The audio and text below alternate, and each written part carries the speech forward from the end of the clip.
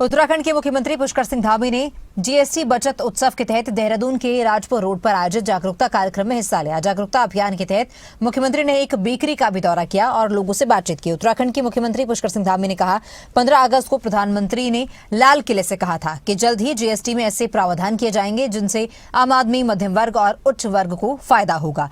इसीलिए जीएसटी दरों में कटौती 22 सितंबर यानी कि नवरात्र के पहले दिन से लागू हो गई है। काशीपुर हिंसा में एक सपा नेता के कथित शामिल होने की खबरों पर उत्तराखंड के मुख्यमंत्री ने कहा कि जो लोग कानून व्यवस्था अपने हाथों में लेंगे उनके खिलाफ सख्त कार्रवाई की जाएगी। हमने राज्य में दंगा विरोधी कानून लागू किया है।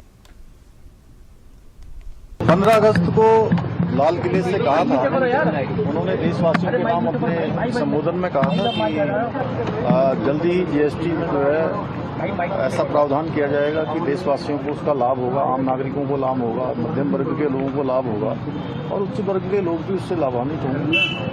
तो ये जो जीएसटी का रिडक्शन है ये 22 सितंबर कल से लागू हो गया है, नवरात्र के पहले दिन से, और इसके कारण से सभी को बड़ा लाभ हो रहा है और जो आवश्यक वस्तुएं, उपयोग की वस्तुएं सभी अब सस्ती हो गई हैं और इससे बहुत बड़ी सेल भी होने वाली है। मैं बहुत सारे यहाँ पर स्टोर पर गया हूँ, दुकानों पर गया हूँ, तो मुझे उन्होंने सबने बताया है कि इसका बहुत बड़ा असर दिखाई दे रहा है। लोग मोदी जी का धन्यवाद कर रहे हैं क्योंकि व्यापारियों की भी मांग थी कि इस पर रिडक्शन हो। ऐतिहासिक और क्रांतिकारी निर्णय लिया गया है।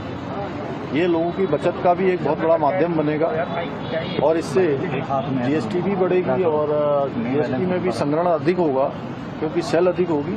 साथ ही जीएसटी की राज्य का भी जो है इसमें बढ़ेगा। हम आदरणीय प्रधानमंत्री जी का बहुत धन्यवाद करते हैं कि उन्होंने आम जनता और सामान्य जनता के हित में बहुत बड़ा क्रांतिकारी निर्णय लिया है। सर, काशी के जो भी कानून व्यवस्था को अपने हाथ में लेगा उसके खिलाफ कठोर कार्रवाई होगी। पहले भी चाहे बनभूलपुरा में इसी प्रकार का दंगा कुछ लोगों ने करवाने का प्रयास किया था और हम इसीलिए दंगा रोधी कानून भी राज्य के अंदर लेकर आए हैं। जो भी सरकारी संपत्ति, निजी संपत्ति को नुकसान पहुंचाएगा, उस संपत्ति को नष्ट करेगा, उसकी सारी भरपाई उन्हीं दंगाइयों से वसूल की जाएगी।